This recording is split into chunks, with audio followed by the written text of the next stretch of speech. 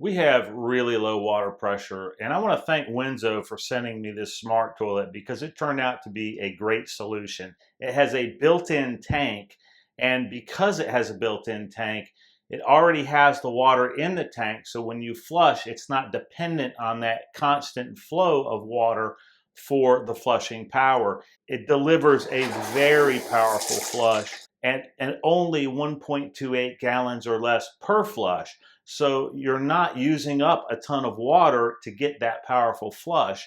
In addition, it has two memory settings. So you can use the button on the right hand side or the left hand side as you're sitting down to pick which user you are. It can memorize seat temperature, air temperature, water temperature, and cleaning mode for two different users.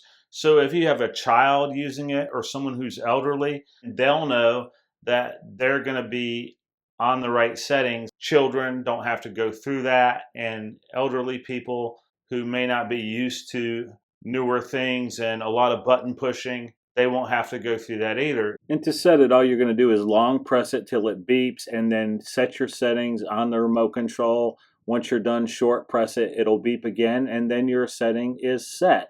So it's just kind of like a memory seat in your car, basically.